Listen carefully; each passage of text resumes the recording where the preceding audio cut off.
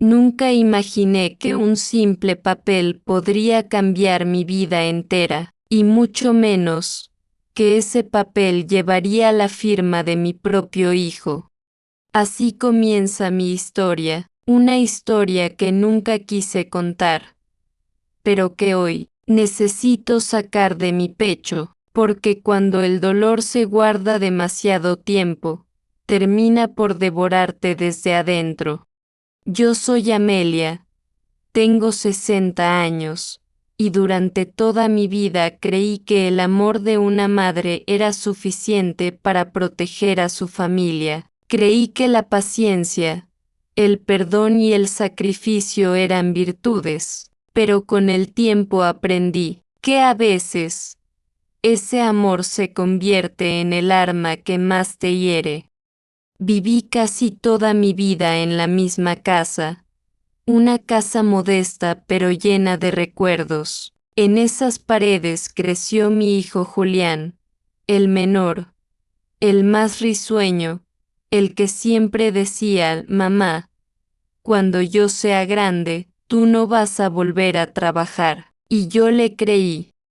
Después de la muerte de mi esposo, Julián se volvió mi compañía. Los otros dos hijos se fueron lejos, cada uno con su familia, y las llamadas se hicieron cada vez más escasas. Pero él siempre estuvo ahí, o al menos, eso pensé. Recuerdo una tarde de diciembre. El aire olía a pan dulce y a nostalgia. Julián llegó con una sonrisa nerviosa y una carpeta en la mano. Mamá, necesito que me ayudes con un trámite del trabajo. Es solo un favor pequeño. Su voz temblaba un poco, pero sus ojos, esos ojos que tanto se parecían a los de su padre, me hicieron confiar. Le preparé café, como siempre, y mientras revolvía el azúcar, noté que su pie golpeaba el suelo con ansiedad. ¿Estás bien, hijo? Sí. Sí, es solo que tengo que resolverlo hoy mismo. Es un préstamo de la empresa, pero necesito que alguien de confianza lo firme conmigo, como aval. Mi corazón dio un pequeño salto. No entendía del todo. Pero, ¿cómo negarle algo a mi hijo? Había sido un buen muchacho, trabajador, cariñoso. Le di mi confianza como quien entrega una parte del alma.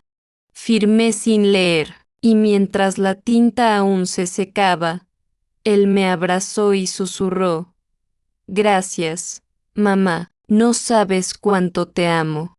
Fue la última vez que me dijo esas palabras sin una intención escondida. Pasaron las semanas, y con el tiempo empecé a notar cosas raras, llamadas que colgaban cuando yo atendía, sobres con sellos bancarios, y una vecina que me comentó en voz baja: Doña Amelia, ¿usted sabe que su hijo anda pidiendo dinero a nombre suyo? Al principio lo negué. Mi hijo no haría eso, pero cuando el primer cobrador tocó la puerta, con papeles en mano y un tono amenazante, algo dentro de mí se quebró. Decía que debía 120,000 pesos a mi nombre, y que si no pagaba pronto, perdería la casa.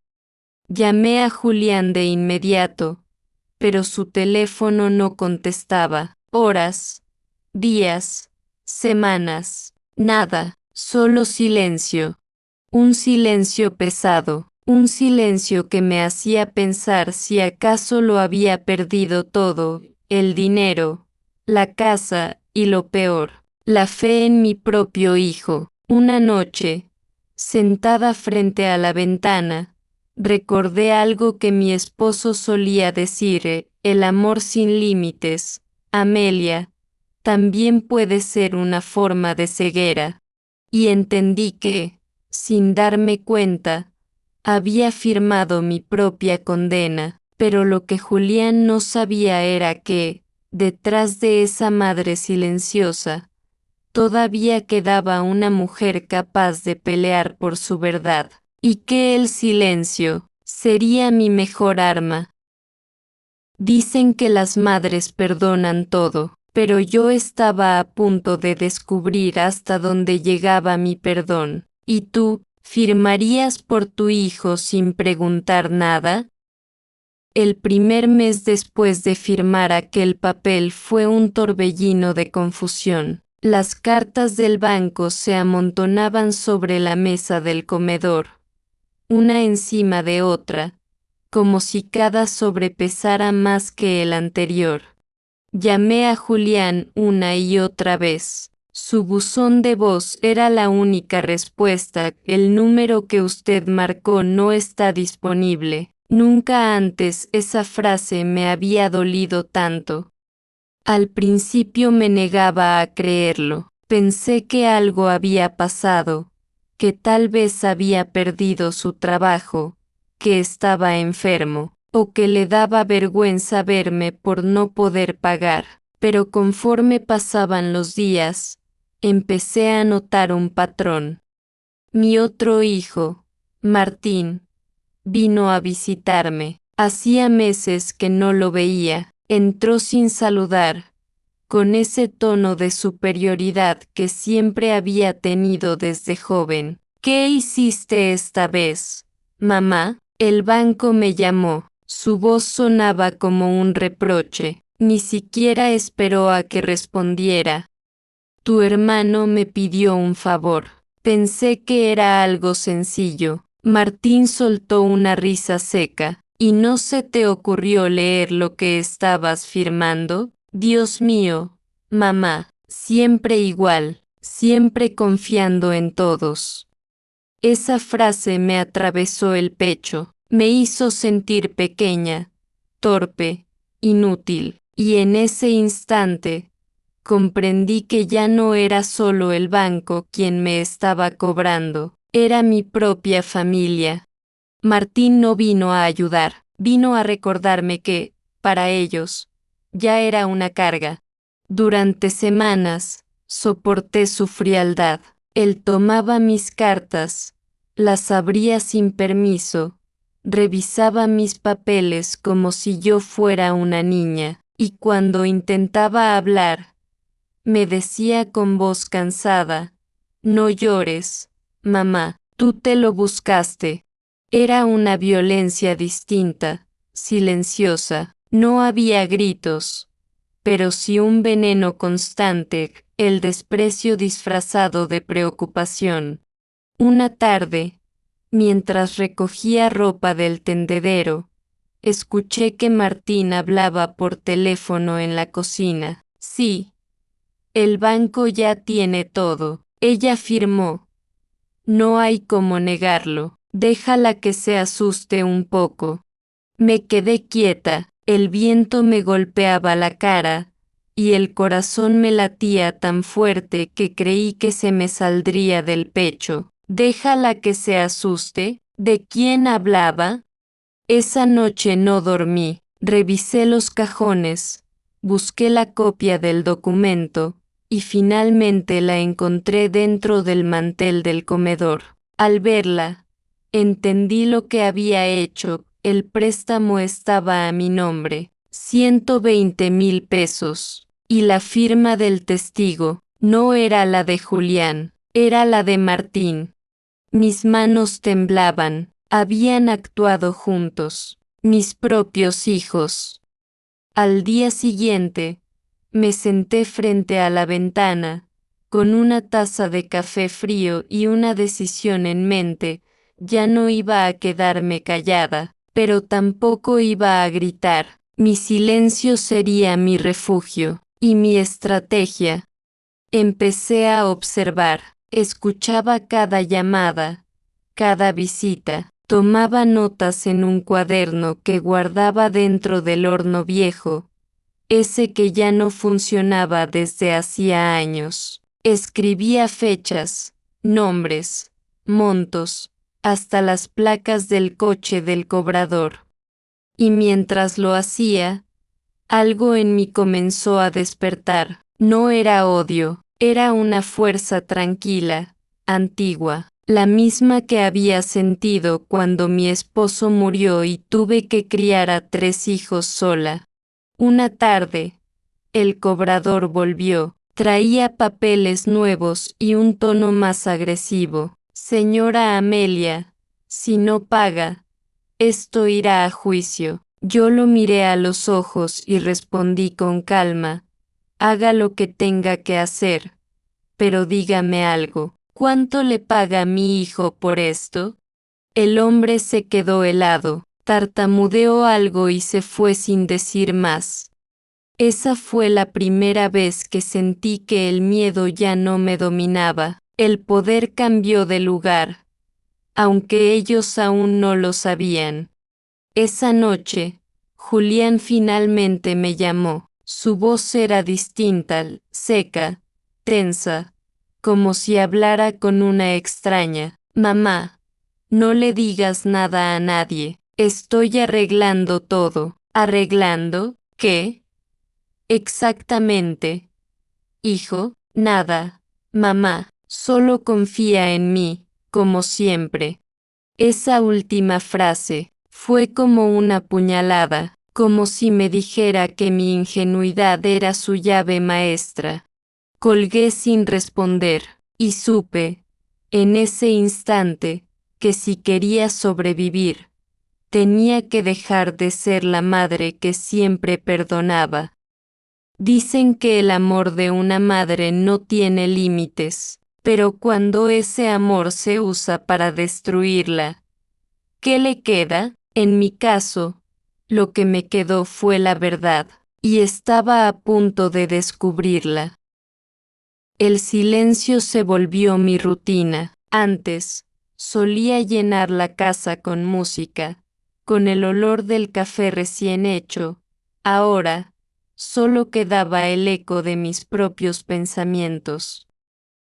Martín había dejado de visitarme. Julián tampoco apareció más, pero los cobradores seguían viniendo. Cada golpe en la puerta era como una amenaza del pasado que no quería irse.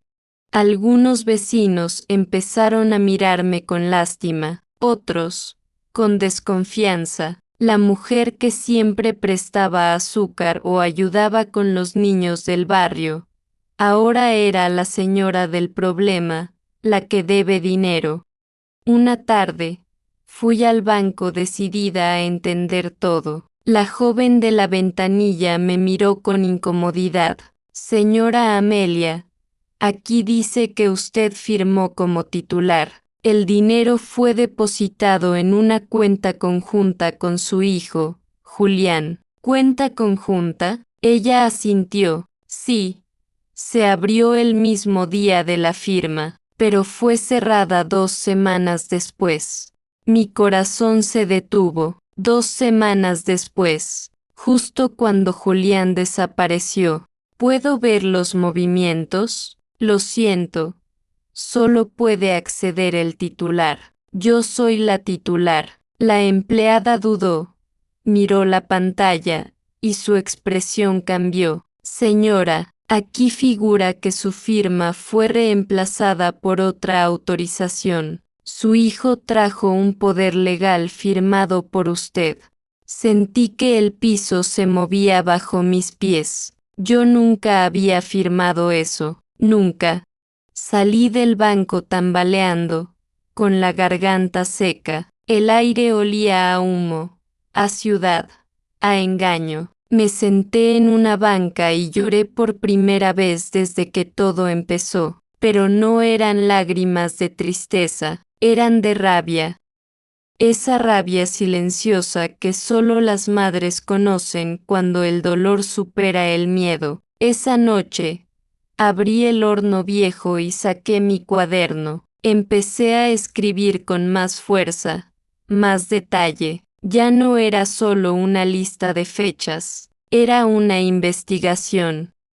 Recordé que mi esposo, cuando trabajaba en la carpintería, solía guardar copias de documentos en una caja de herramientas. Fui al cobertizo, y allí, bajo una capa de polvo, encontré una carpeta azul. Dentro había los papeles de nuestra casa, el testamento y una copia de mi firma, la verdadera. Comparé ambas firmas, la del banco y la mía. No eran iguales. Mi hijo había falsificado una. Las manos me temblaban, pero al mismo tiempo, una calma extraña me invadía. Ya no era una víctima confundida, ahora tenía pruebas, y algo en mi interior despertó una fuerza fría, estratégica.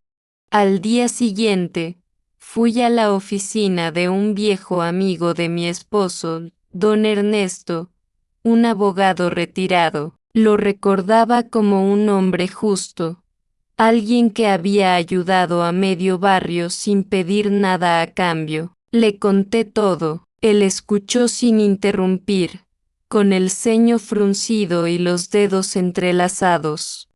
Cuando terminé, se quitó las gafas y dijo: Amelia, esto es un delito, falsificación de firma y fraude familiar, y puedo denunciarlo, aunque sea mi hijo. Él suspiró: puedes, pero antes de hacerlo, debes proteger lo que aún te queda.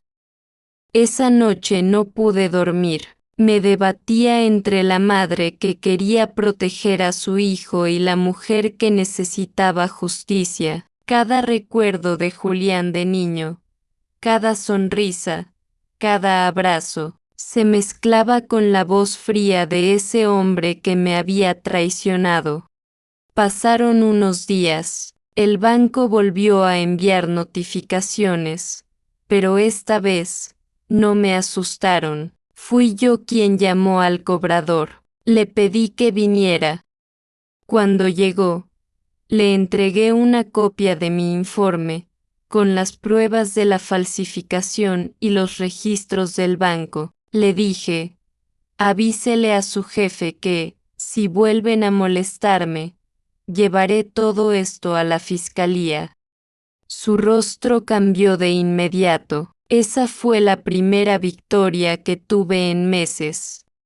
Pero lo más extraño fue lo que ocurrió después. Esa misma noche, Martín apareció. Mamá, ¿podemos hablar? Su tono era diferente, como si supiera que algo había cambiado.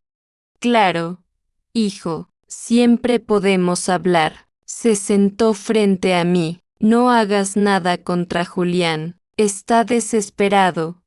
Cometió errores.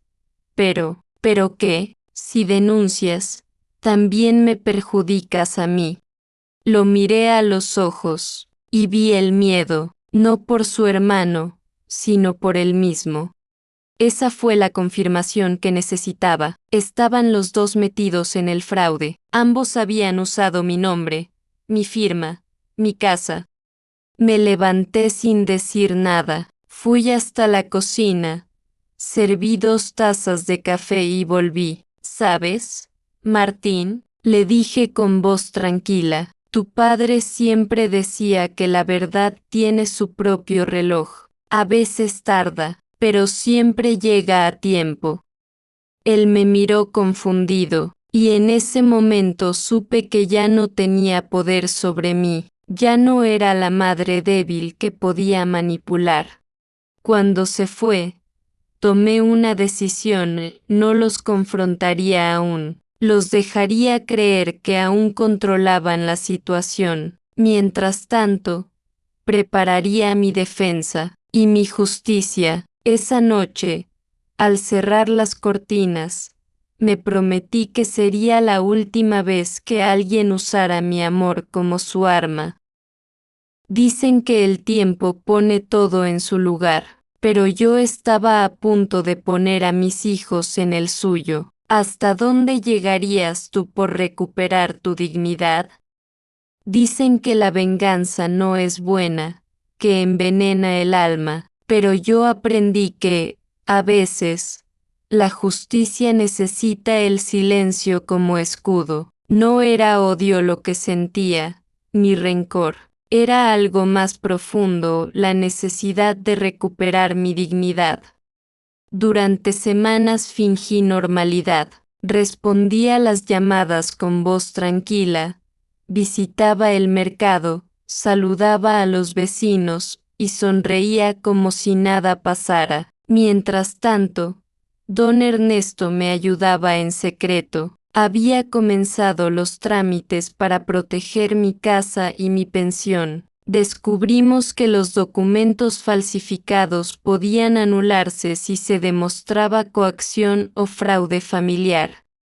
El abogado me aconsejó: Amelia, no los enfrentes todavía, déjalos creer que aún tienen control, eso los hará descuidarse.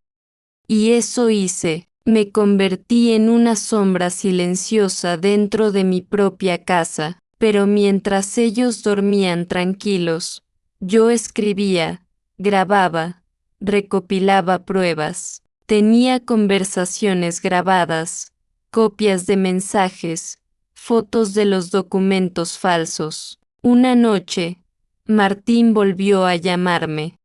Le pedí a don Ernesto que instalara una cámara discreta en la sala, dentro del reloj de pared, y esperé. El sábado siguiente, Martín y Julián llegaron juntos. Fue la primera vez en meses que los veía en el mismo lugar. Entraron sonriendo, con ese falso cariño que solo las personas culpables pueden fingir. Mamá, qué gusto verte tan bien, dijo Julián. Sí, te ves tranquila, agregó Martín.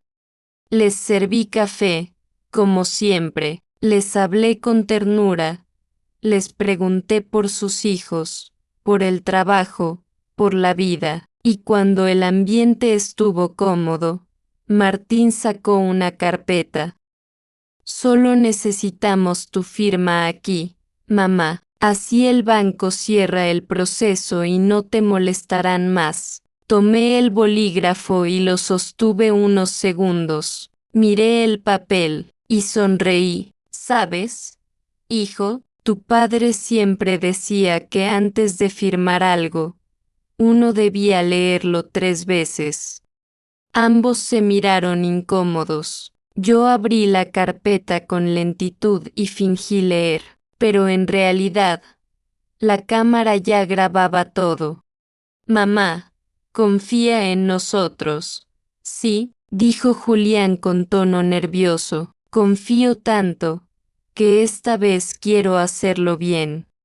Entonces me levanté, fui al escritorio y saqué un sobre. Dentro estaba la copia del poder falso que él había presentado en el banco. ¿Reconoces esta firma, Julián? El silencio se volvió pesado. Martín palideció. Yo seguí con voz serena. ¿Y sabes qué es lo mejor de los silencios, hijo? Que cuando uno decide romperlos, pueden destruir vidas enteras. Julián intentó hablar, pero su voz temblaba. Mamá, déjame explicarte. No hay nada que explicar. Lo único que quiero saber es cuánto costó mi confianza.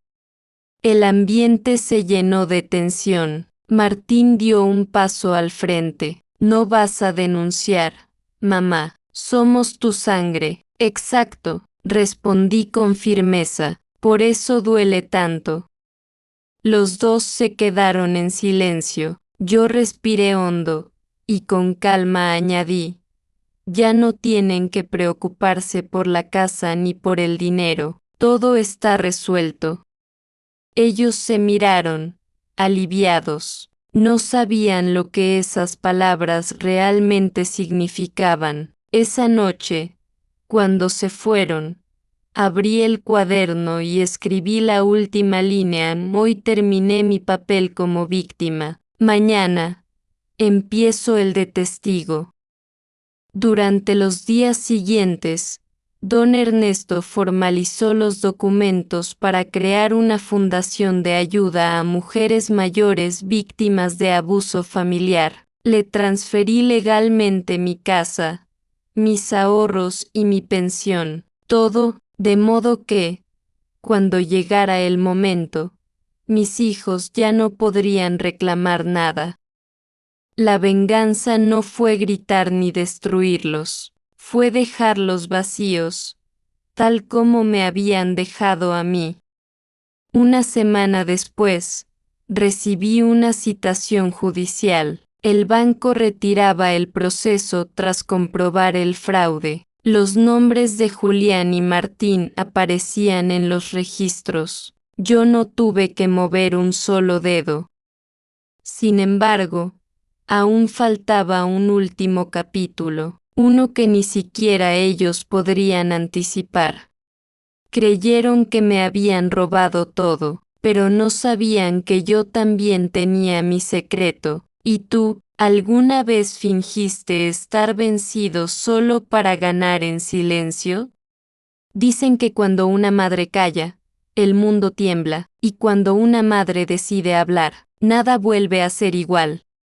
Pasaron algunas semanas después de aquella confrontación. La calma había vuelto a mi casa, pero era una calma distinta. Ya no era miedo, era paz con propósito. Los días eran silenciosos, solo se escuchaba el tic-tac del reloj donde, sin que ellos lo supieran, seguían guardadas las grabaciones. Tenía todo, pruebas, confesiones, documentos, y lo más importante, mi verdad. Sin embargo, algo dentro de mí me decía que todavía no había terminado, porque el dolor, cuando no se entiende, tiende a repetirse, y yo no quería que esa herida siguiera abierta en el futuro. Entró con los ojos llenos de lágrimas. Papá y el tío están peleando. Dicen cosas horribles de ti, que los traicionaste, que los arruinaste. Yo la escuché en silencio, tomé sus manos y le dije, no te preocupes, mi amor, a veces la verdad duele antes de sanar. La encendí, la voz de Martín se escuchó con claridad. Si esa vieja no nos devuelve la casa, yo mismo haré que se arrepienta, no sabe con quién se metió. Luego, la voz de Julián, déjala, ya está vieja, en unos meses no podrá defenderse, todo será nuestro igual. El corazón me dolió, pero no por las palabras, dolió porque esas voces alguna vez me habían dicho te quiero. Guardé la grabadora y abracé a mi nieta, y ahí, en ese instante, tomé la decisión final. No iba a destruirlos con odio, sino con verdad. Al día siguiente, llamé al noticiero local. Les conté mi historia, no di nombres al principio. Solo dije que quería hablar de la violencia silenciosa contra los mayores. Aceptaron grabar una entrevista en mi casa. El día de la grabación, encendí una vela junto a la foto de mi difunto esposo. José, ayúdame a ser fuerte. Esto no es venganza, es justicia. Cuando la periodista llegó, le entregué todas las pruebas, las grabaciones, los documentos y la nueva grabadora que Lucía me había traído. Ella escuchó en silencio, con los ojos húmedos. Señora Amelia, esto es muy serio. ¿Está segura de hacerlo público? Más que nunca, no quiero que ninguna madre pase por lo que yo pasé. El reportaje salió al aire una semana después, bajo el título, Cuando el amor se convierte en abusos, la historia de una madre traicionada. Fue un impacto total. La comunidad entera se conmovió. Miles de comentarios inundaron las redes. Las autoridades iniciaron una investigación de oficio. Pero aquí viene el verdadero giro. 2 días después de la emisión, recibí una carta. No tenía remitente. Dentro había una hoja escrita a mano. Mamá, no te busques más. Hemos decidido marcharnos del país. No merecemos tu perdón, y tú no mereces nuestro daño. Perdónanos si aún puedes. No lloré, solo miré al cielo y susurré, gracias. Pero cuando fui a guardar la carta, noté algo más dentro del sobre, una fotografía vieja, de cuando ellos eran niños, y detrás una frase escrita por Juliana, para que recuerdes que alguna vez fuimos buenos. Me quedé mirando esa imagen por mucho tiempo, y comprendí que, aunque el dolor había sido profundo, mi corazón no estaba vacío, estaba libre. Pasaron los meses, la fundación creció, ayudando a mujeres mayores que habían sido manipuladas o despojadas por sus propios familiares. Cada testimonio que llegaba era un espejo de lo que yo viví, y en cada historia encontraba una parte de mí sanando. A veces me preguntan si me arrepiento de haberlos expuesto, y siempre respondo lo mismo: el silencio me robó años de vida. Hablar me devolvió el alma. Hoy, cuando me siento frente a la ventana con mi taza de café, pienso que la vida no se trata de lo que perdemos, sino de lo que decidimos liberar. Y aunque el mundo nunca sepa sus nombres, yo los perdoné, no por ellos, sino por mí. Si tú también has sido traicionado por quienes más amas, recuerda esto: el amor verdadero no destruye, enseña, y el silencio también puede ser una forma de gritar. ¿Qué habrías hecho tú en el lugar de Amelia? ¿Habrías callado, o habrías hablado como ella? Déjame tu opinión en los comentarios, quiero leer cada historia, porque el silencio de una madre jamás debe repetirse.